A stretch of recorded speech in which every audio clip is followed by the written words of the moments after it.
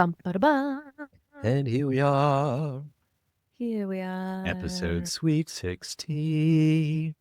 No, isn't that Oh, lovely? it's so cool to see a big number like that. Look at us. Moving on. Isn't she lovely? Isn't Isn't she she wonderful? wonderful? Ooh. Rudo, this is so much fun. Yeah, and Um, well. can I share my catching fireflies meditation? Mhm. So, just before we start, as we always do, we had a little moment to sync up, and I closed my eyes, and the fireflies just came whirling around my face and my head. I felt like I was just buzzing, and they're like practically tickling me, and I had a Mm. good shiver of joy. And that was it. It happened very fast, very sudden, very powerful. I'm ready. I'm present. Wow. Mine was like more like I was pocketing the. I was like, shoot, shoot, shoot. I was bringing them in. Oh, that's fun. Yeah, bringing Mm. it in. Bring in the sparks. Yeah. Bring in the sparks. This is good. So we took a break last week, and that was really good that we were able to do that for ourselves. Yeah, so we had like public holiday after public holiday because of the Easter Good Friday such situation. So like there was an opportunity for like a 3-day annual leave package to turn into 11 solid days of break. It So was that's what I did. awesome. That's what you did. It was a good thing to do. It was the right thing to do. It was the Mm. right thing to do. And I think a lot of people did it. So, and how was your time away? Really magical. Me and the Viking went to our favorite camping grounds way up on the tippy top of the North Island called Spirits Bay.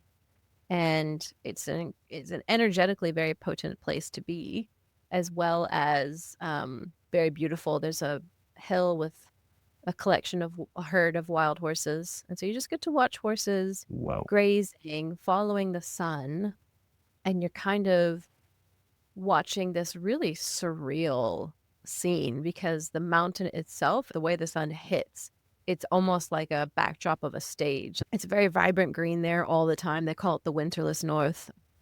Oh, And we like to go at this time of year because it's like the kind of liminal space where you can pay homage to your ancestors. You know, on the northern hemisphere, that would be All Souls Day or Samhain, all these different kind of cultural ways of celebrating it. So it's kind of funny that we, as a globe, celebrate Easter as like a resurrection and rebirth time, but in the southern hemisphere, it's also like our death time and kind of going inwards, preparing for winter. yeah.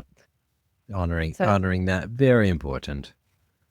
yeah, being in the southern hemisphere is interesting, right? It is. You know, there's times where we're really similar to our loved ones in the north. But then other times where we're like, wow, we're in polar opposite. In much different places. Yeah, I've been having Yeah. a bit of fun going into the season, and I'm just going into it with a lot of energy and a lot of I don't know. I feel really good. I feel really good. I Awesome. feel really I feel really solid, and that feels good. I feel like I can pull the sleigh. I feel like Ooh. chop the wood, pull the sleigh this winter. It's feeling in a really healthy place. I think in past times I've wanted to really, you know, be a bear and cuddle up and just be quiet and warm and not do lots of things. But I'm feeling very strong and like a lot of vitality at the moment, which is really cool for winter. So, hello. So, That's nice. yeah, it feels really good. Feeling really strong. What do you attribute that to? All the concoctions that Marie gives you? Oh, for the day? well, let me tell you. No, I do drink a lot of turmeric latte mix from Del Mar Natural Kitchen. It is so highly recommended. This stuff. Now, I'm a bit of a hardcore addict now. No caffeine in this stuff. So I just take the heaping teaspoon of spices and I still need to send you a jar, sorry. And then another one and then plop it in, just boiling water over that halfway up. And then I can mix a little bit of soy milk or a little bit of oat milk. Or if I'm feeling really hardcore, I just go straight up water and I just top it up with a little bit more water and drink it as a tea. And this, Yes. I just feel the spices burning and working in me. There's ginger in there. It just feels so good. And Yeah. honestly, yeah, I have been feeling great drinking my latte mixes and Marie's latte What mixes. else do you reckon it The is? other parts of it is some good old awareness, a good old self-awareness. I did a speaking, I did a speech this morning at Toastmasters, which was called Dishes, Dopamine, and Doing It Differently. Ooh. And the speech was around, I had to write a speech. So the speech and what I think is affecting me is just this extra level of awareness that I'm sitting in. And I think it comes from a part of doing this and being present. But I was doing the dishes. No, here's what happened. I had just received my list. My list comes from Marie because I just get home from work and Marie's got to go take a shower. The kids are doing something and I've got the list. The first thing on the list, kill the flies. The second thing on the list, cook the rice. The third thing on the Mm. rice, fold the laundry. The fourth thing on the Mm. rice, do the dishes and tidy up. Right. So I've got a list. I've got a proper list of things to do. No shortage of awesome things to do. Right. Mm. Then I've got this little moment, this little pull, this little tug. You know what that tug was? It was my phone. My phone wanted me to pick it up. And so I pick up my phone just for a second. And it wanted me to open the application. TikTok, maybe, or maybe something else. Uh-oh. And just go scroll, a little bit of scroll. And then I said, no, no, no. And so it was just about to happen like it does happen. And I was like, no, this is self-awareness. I can feel this happening. I'm gonna actually do this differently. And so for a moment, I just stopped and I said, I'm gonna actually explore what's going on for me. Mm. And instead of just knowing there's like this drive for I need some I'm wanting some dopamine or do I really understand what's going on here was the question. And so I went back to my phone because I thought, no, this is dedicated research. This is okay procrastination. And I went to ChatGPT and we had a conversation about back and forth about what I was experiencing. So I gave it all the symptoms, I gave it the situation, and it helped me unpick and look at this thing from a real psychological, neurological dopamine perspective. And Mm. what was wonderful, I did that bit of research and then I was able to take it into my hands again and go, okay, I had a big day at work. I had lots of meetings, lots of conversations, lots of computer screens. And then I get home and yes, I was feeling depleted. I was feeling drained of energy. And my wonderful, loving, give me good dreams at night subconscious decided to help me out. And my subconscious said, you need a little dopamine and you need a little energy boost. So I'm going to give it to you. I'm going to encourage you to pick up that phone and give it a swirl. Now, that's fine, but my subconscious needs a new lesson. And this is Mm. where the doing it differently part comes in. Is Mm. is the different way is to open the front door, to go sit on the steps. The kids are Mm. playing, Marie's in the shower, and take deep breaths for a good 2-3 minutes. Isn't that such a short period of time? I mean, that is not even enough time to go up and go to like the toilet and get to the coffee room and get the coffee break and get back to your seat. Well, you're like, "Oh my god, that's not enough time." But if you say you Yes, have 2 minutes to meditate and sit and deep breathe, 100%. all of a sudden it becomes a very long It time. was a beautiful long time. And so that was the opportunity to one, have this ongoing dialogue with my subconscious going, hey, I'd like to do this differently in the future. Let's do it differently. Good. I was playing a game Stella had made herself for M's birthday. And She's so it's cool. very clever, very clever. It's called the Treasure Hunt. So we're playing this game. I'm enjoying myself. I'm enjoying the family time.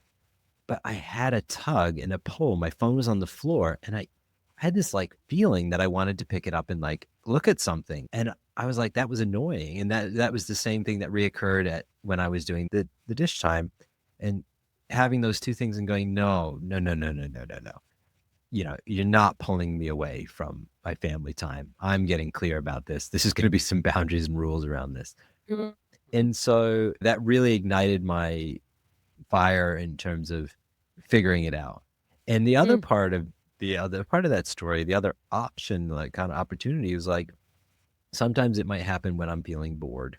Like my cup might be full I might be energized. That might happen on a weekend when I'm feeling actually quite rested, but my mind just wants to zone out. And there's a place for that, right? But like having Totally. A place. real clear time to let it go and just really Yes. relax the mind and, intake. So I'm just trying to honor all of those parts about myself. So it's Gorgeous. that. So Love it. today, with all of that self-awareness and consciousness, I had to step away from Toastmasters. I am very committed to several things at the moment. I'm committed to this Your month. play. Yeah, I got my I mean, yeah, technically, that is you crafting yes, and sharpening, it right? is true. So yeah, I'll give myself some grace there. I needed to let that go. And Yeah. so, however, knowing how I stay in accountability, which is having somebody waiting for me on the other end, I show up and I do it every week. I don't want that space to be gobbled up by something else. I want to keep that space sacred to work on write the play in that space. Love it. From the perspective, I'm already fulfilling the requirement that I need to craft and Mm, hone my skills via the play.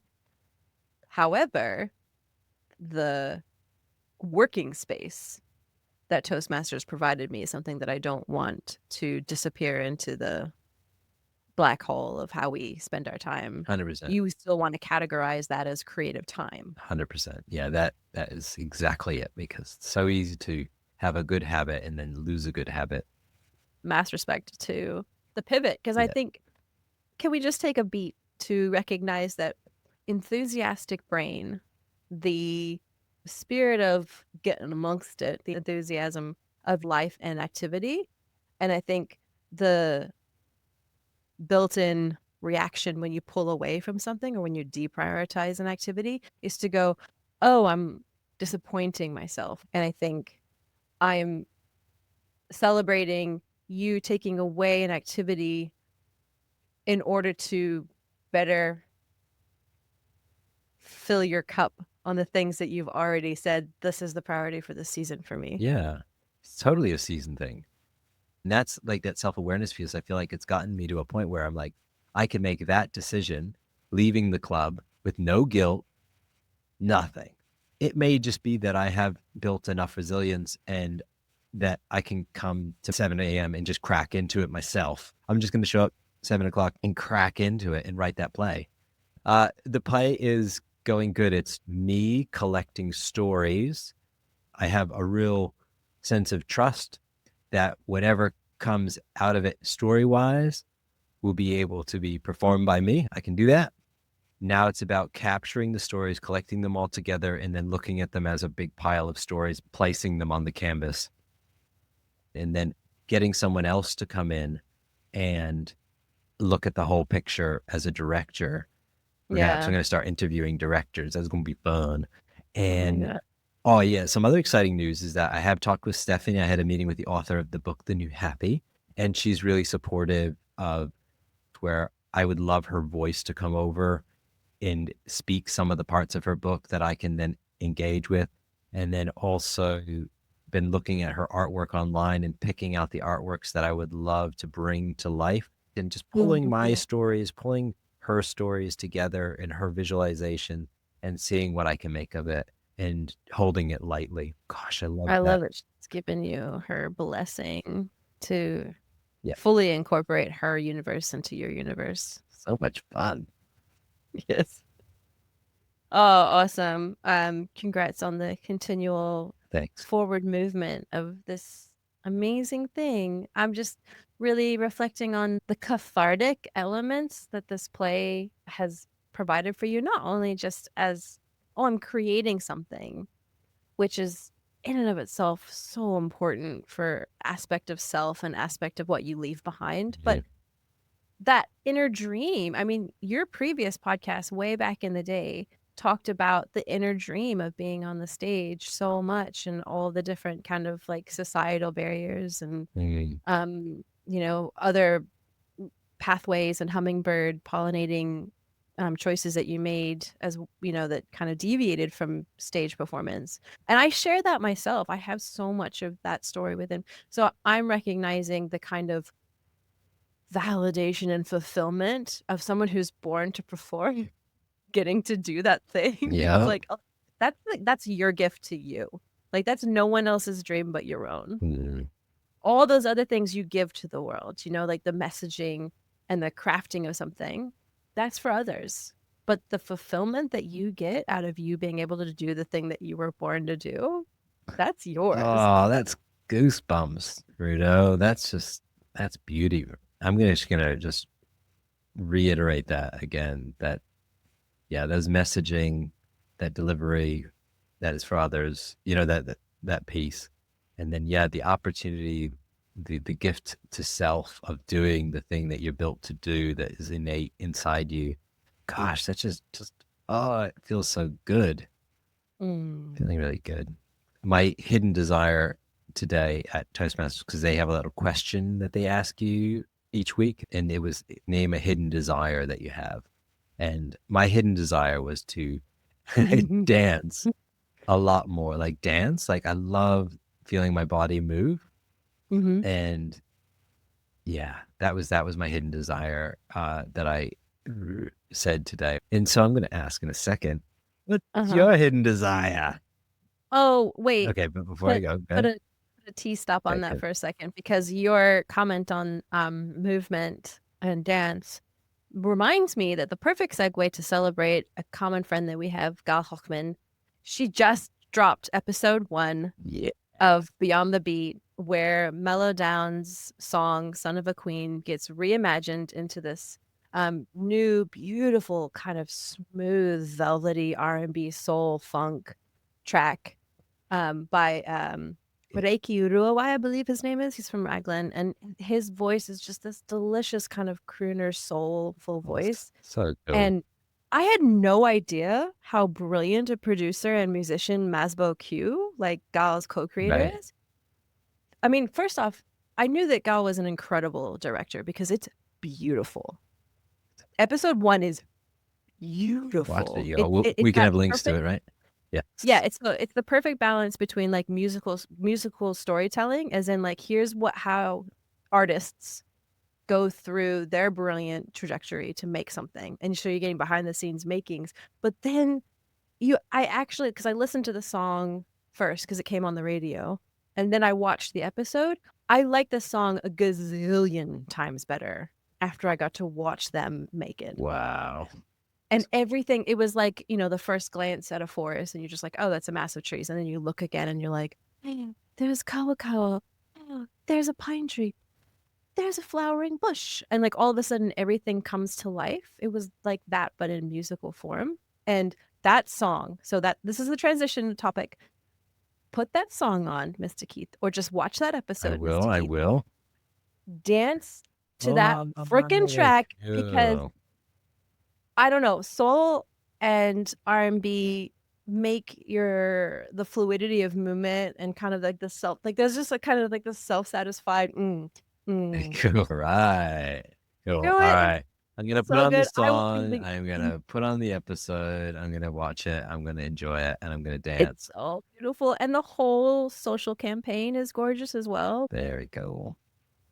Hey. It was a very fulfilling evening watching that. And I was watching it live, and then I was watching it again, and I was just watching the views just like keep doubling. Ah, I'm so proud of her. It She's brilliant. Yeah, absolutely. Ah, yeah. Hidden desire, Rudo. Do you have one? Um, I mean, the dancing is close to what I want for myself. I think there is a part of me that wants a notoriousness to a stage persona as well. There's so many avenues that you can do that as well. Burlesque is a really big thing now, and it's gotten really inclusive. Like I think when we used to think about burlesque, it was like a certain body type and in a certain level of production, but now there's like community theater vibes entering into burlesque, and there's some really great kind of like all-inclusive Mm. teams here in Auckland. So um, it would be cool if I could get to that, because I think the part of me that does love, you know, installation work, as in like making an art piece Mhm. that's an environment where you walk into it and you are immersed, you're transported. Mhm. like, so I understand theatrics and staging. I actually did like stage design and helped out in lighting and sound in high school. Yep. And I understand, general showmanship. So I think the combination of being able to create something that is kind of fantastical. I'm a storyteller and I believe that I'm a mythical being. So I think combining all of those things into some kind of act one day. And I try not to freak out about the fact that I'm getting older and like how desirable would that be for an audience to see an older woman on stage in that way? And I'm just like, no, it can be done. And there's like even a movement for like age banding. So like you're seeing like 60-year-old women and not just women, but like performers on stage. So like, yeah, I have to remind myself that that desire is still valid and doable, and then it wouldn't be stigmatized. I wouldn't be laughed off stage, Yeah. It, you know. and just think about that spark that you have. Think about, every time somebody has you in a room or they invite you to something and they're like, oh, I just love your energy. I just love what you bring to the space. Like that's so you.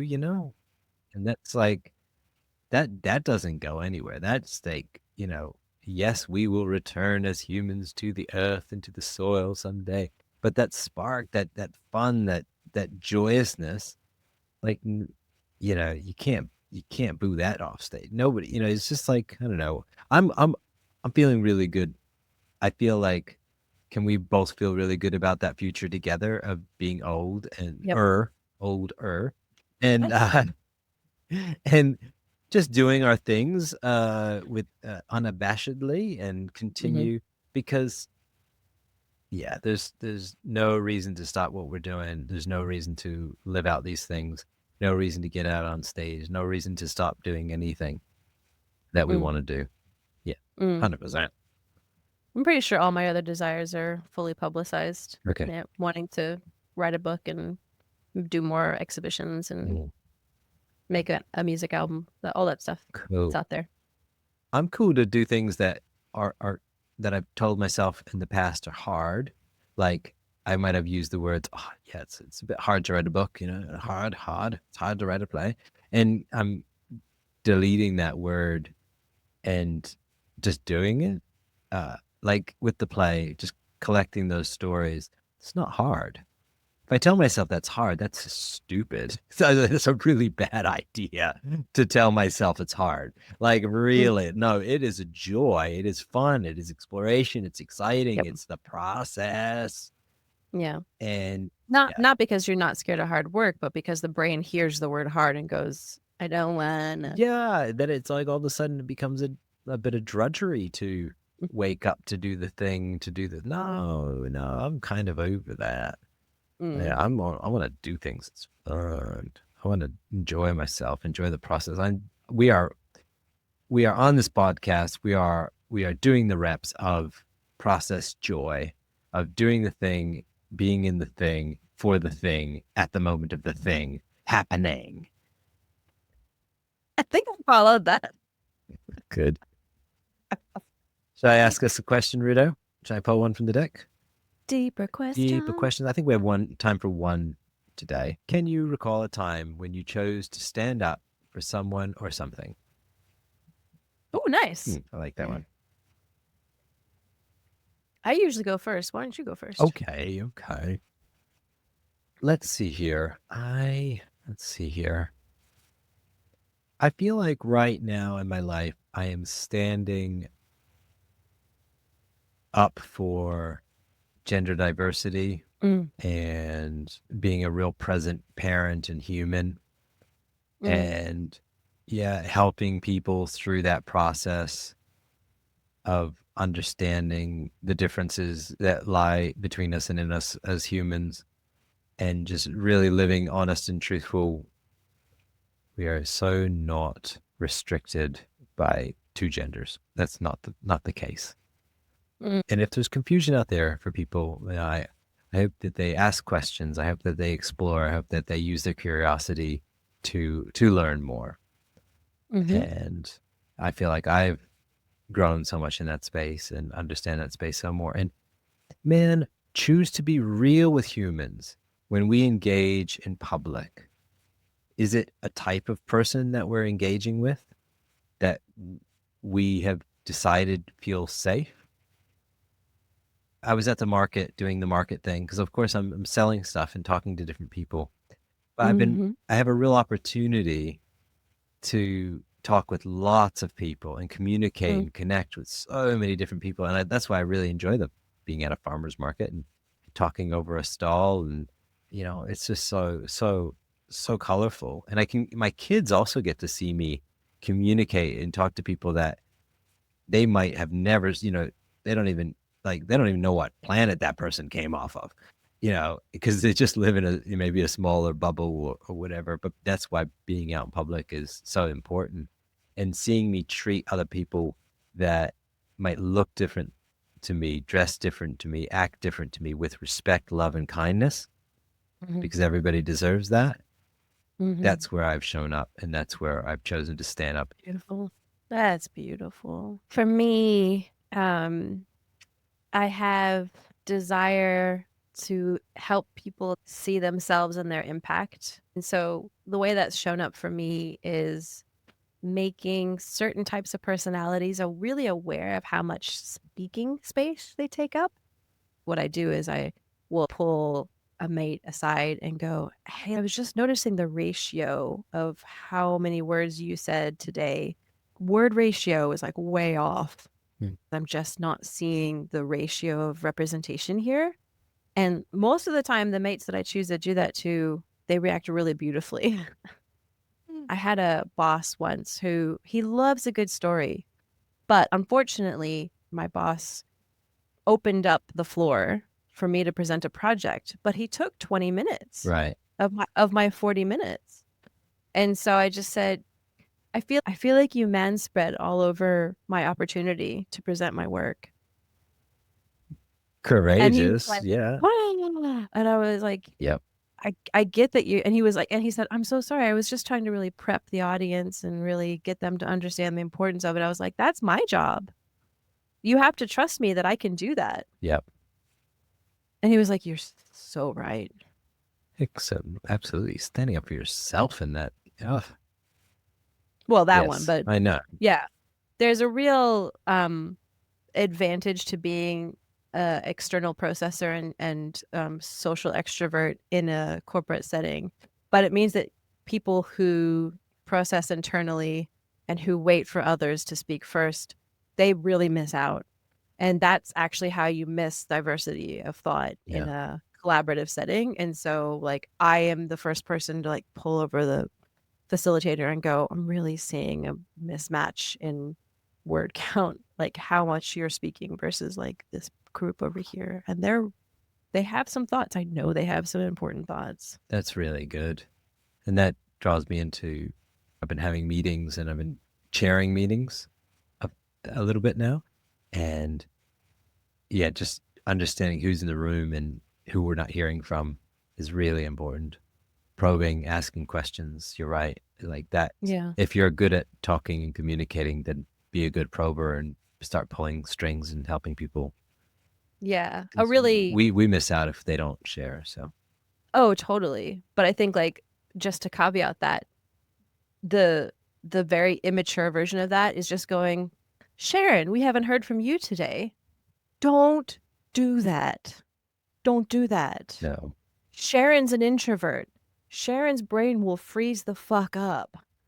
Instead, you say, "I'm aware that there are people in the room who have not had an opportunity." Mm. Oh, Rudo, wonderful insight. I feel like that's like a snippet on its own, just a beautiful snippet right there. And Sweet 16 has been a special one. Yeah. Yeah, Ah, great session, darling. Thank you for this. thank you. Feels really good. Feels Mm. good to be here. Good to connect, vibing. Look at this. We're doing it every week. Like, how good is this? That we can come together, feel good because we're doing it. Thank you. Yeah. Thank you. Everybody, if you're hearing this right now, have an amazing day. You are fab. You are special. You are wonderful. Yep. Here, here. Yep, yep. Love you. Love you too. See ya. Bye.